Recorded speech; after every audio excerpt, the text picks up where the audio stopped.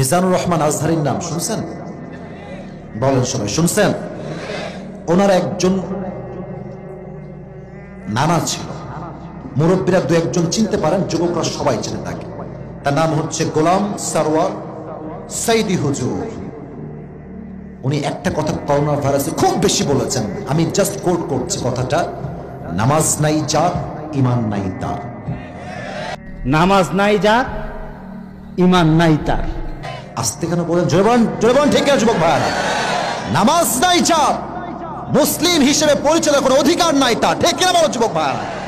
আজকে এলাকার মাঝে শত শত মুরব্বী যুবক আজান হচ্ছে তাস খেলছে, আজান হচ্ছে ক্যারাম বোর্ড খেলছে, আজান হচ্ছে মাঠে, আগেও ক্রিকেট খেলছিল, এখনো সে ক্রিকেট খেলতেই আছে, ঠিক কিনা বলো যুবক ভাইরা? আর গ্রামের মাঝে আমার সবচাইতে বড় গজবের জায়গা মনে হয় এই চায়ের দোকানটা। গজবের জায়গা এটা। সারাটা দিন ওর নামে গিবত, এর নামে গিবত, ওর নামে বদনাম, কার মেয়ে কার সে পালাইছে, এই দায়িত্ব আপনাকে কে দিয়েছে? এই জব আপনাকে কে দিয়েছে? বলো আমাকে, বলো কে দিয়েছে আপনাকে দায়িত্ব? কালকে দেখবেন সকালবেলা একটা মিটিং বসবে, আমাকে নিয়ে বসবে। যেই লোকটা পেশাব করে পানি নেয় না, সে আমাদেরকে বিরুদ্ধে কথা বলবে। বিশ্বাস না হলে দেখে না, এই চায়ের দোকানটা গজবের দোকান। এখানে বসে বসে মানুষ 3 ঘন্টা 4 ঘন্টা সিনেমা দেখে, আজান হয়, সে মস্তে যেতে চায় না, ঠিক কিনা বলো যুবক ভাইরা? আর যখন বলবেন যে মুরব্বী যুবক আসেন নামাজে, বলে যে আমার প্যান্ট খারাপ।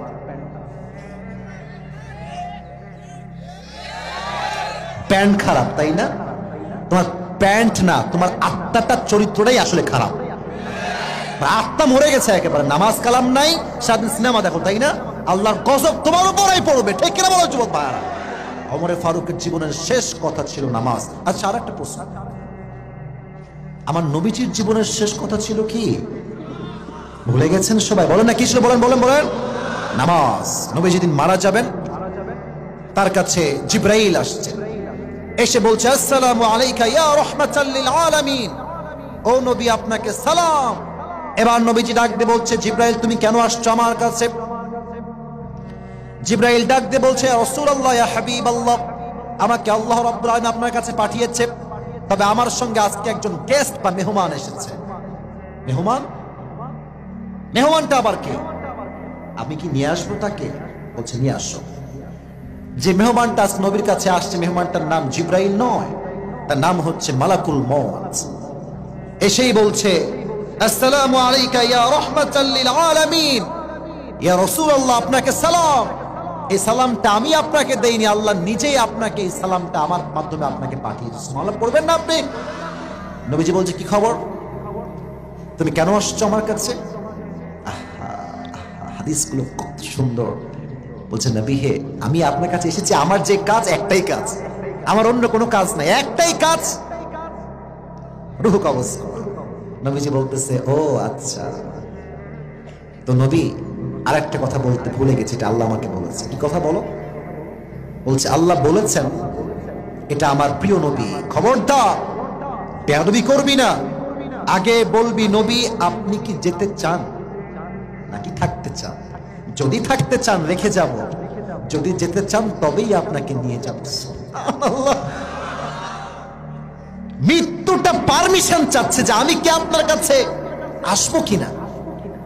টপ ফেমাস স্কলার তারিক জামিল, পাকিস্তানে তার ভাষা, উর্দু ভাষার মানুষ, উনি একটা ছোট্ট কথা বলেছেন এই জায়গাতে, উর্দুতে আমি মেনশন করছি। উনি বললেন, উর্দুটা বলছি তারপরে বাংলা বলবো, ভয় নেই, সব বুঝায় বলবো। উনি বললেন, जिस इंसान के पास मौत भी इजाजत मांगती है कि मैं आऊं या ना आऊं, मैं उस इंसान से मोहब्बत ना करूं तो मैं किससे मोहब्बत करूं। सुबहानाल्लाह পড়ে সবাই। উনি বললেন যেই মানুষটার কাছে মৃত্যুটা পারমিশন চায়, আরে সেই নবীকে আমি ভালো না বাসলে মেসি এবং নেইমার তো কুলাঙ্গারকে আমি কেমন করে ভালোবাসবো, ঠিক কিনা বলো যুবক ভাইরা? আমার নবী হচ্ছে আমার আদর্শের জায়গা। তো যখন মালাকুল মউত রূহ কবজ করতে আসবে, নবীজি দুইটা মেসেজ উম্মতকে দিলেন। এক, আসসালাত আসসালাত আসসালাত। দুই, ওয়ামা মালাকাত আইমানুকুম। উম্মতেরা আমি চলে গেলাম, খবরদার তোমরা কখনো নামাজটাকে ছেড়ে দিও না, নামাজকে ছেড়ে দিও না, নামাজকে ছেড়ে দিও না। দুই নাম্বার, তোমরা কখনো তোমাদের গোলাম দাস দাসীদের সাথে খারাপ ব্যবহার করো না। সুবহানাল্লাহ পড়েন যুবক ভাইরা সবাই আপনারা। এজন্য নবীর জীবনের শেষ কথা ছিল নামাজ। আর আমরা যদি মুসলমান ঘরের সন্তান, আমরা 5 ওয়াক্ত নামাজ ঠিকঠাক সবাই পড়বো তো ইনশাআল্লাহ? এই যে হাত তুলে সবাই বলে ইনশাআল্লাহ।